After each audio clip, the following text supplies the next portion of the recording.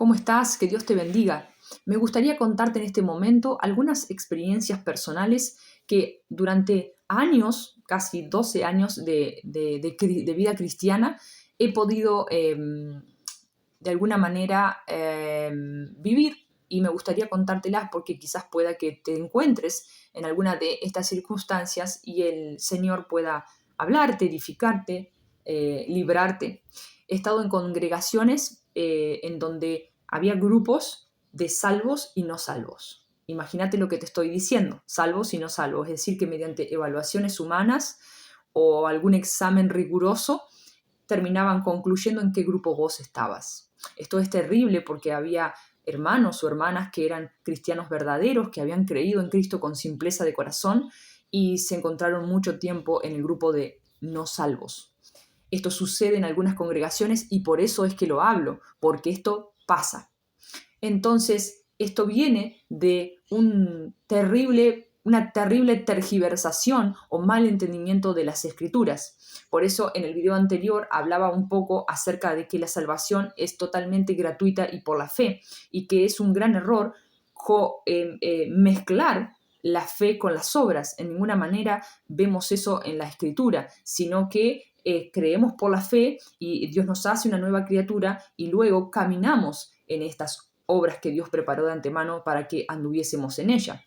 Ahora, muchas veces sucede que no se habla acerca de cosas que los cristianos atravesaban o transitaban, como por ejemplo los corintios. Los corintios tomaban la cena indignamente, antes era una cena literal, y ellos ¿qué hacían? Se adelantaban a comer, se comían todo y literalmente se tomaban todo antes que llegaran los otros hermanos. Entonces dice que algunos estaban debilitados, otros enfermos y algunos durmieron. Es decir, el Señor literalmente se los llevó. ¿Por qué? Porque, claro, nosotros podemos contristar al Espíritu Santo, podemos apagarlo, hay disciplina eclesiástica, hay disciplina de Dios, porque Dios al que ama castiga o corrige como a hijo. Entonces, evidentemente estos hermanos no estaban volviéndose al Señor y el Señor para preservar la santidad de la iglesia los lleva con él. Ahora esa alma es salva, aunque se pierde la vida física y terrenal, pero esto no lo escuchamos mucho. Al apóstol Pablo le dijeron, seguramente como nos dicen a nosotros cuando hablamos de la gracia gratuita, bueno, entonces es una vida que hagamos lo que querramos. No, dijo Pablo, ¿pecaremos para que la gracia abunde? En ninguna manera. Es decir, la gracia no te lleva justamente a pecar, pero vemos esta realidad paralela en las Escrituras.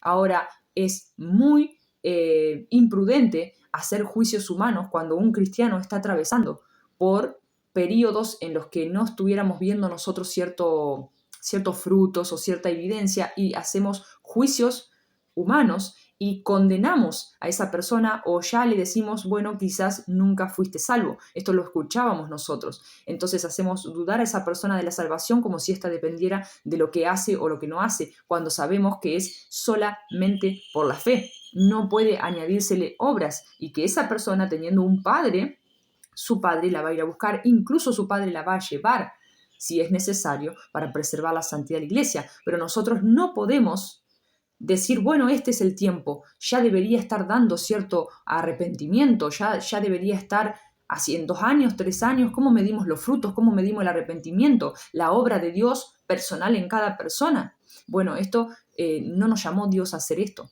sino que nos llamó a amar, a acompañar y a restaurar, pero no a condenar o a dar un tiempo en el que supuestamente, bueno, si en ese tiempo que nosotros pensamos esta persona no evidencia.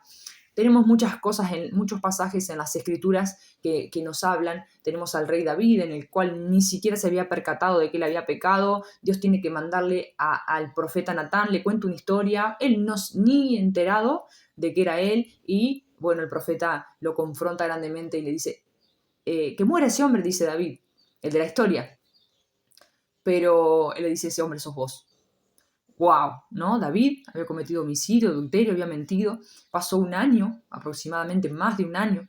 ¿Qué hubiéramos escuchado nosotros en esas congregaciones? Este nunca fue salvo, ¿no? Y así podemos ver otros tipos, otros casos, el caso de inmoralidad juzgado de Corintios, por ejemplo, en donde Pablo dice, entréguenlo a Satanás para destrucción de la carne, pero para salvación del alma.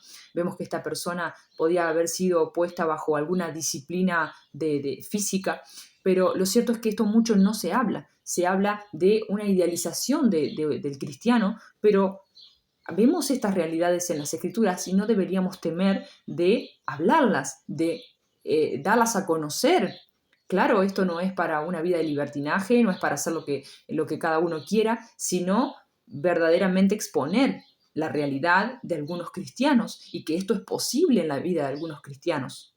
También vemos, obviamente, la gracia de Dios en preservar, en conservar, en la fidelidad de otros, pero no podemos mostrar una cara de la moneda y dejar la otra, porque si no, quizás, no sé, vemos que el cristianismo es un poco ¿qué van a decir de los cristianos? Bueno, los cristianos somos estos, personas rotas, personas que necesitamos a un Salvador, personas que constantemente tropezamos y que el Señor constantemente nos está salvando. Cuando hablo de esta salvación, hablo de salvación en la vida práctica cotidiana, la santificación en proceso, más allá de la salvación que ha sido al principio cuando hemos puesto la fe en Cristo para la salvación eterna del alma, en la justificación.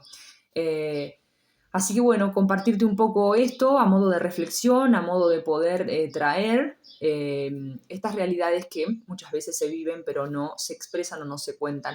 Y bueno, muchos cristianos pueden estar viviendo presos de una mentira o de un engaño, dudando de su salvación cuando en realidad la tienen. Así que bueno, que el Señor te bendiga.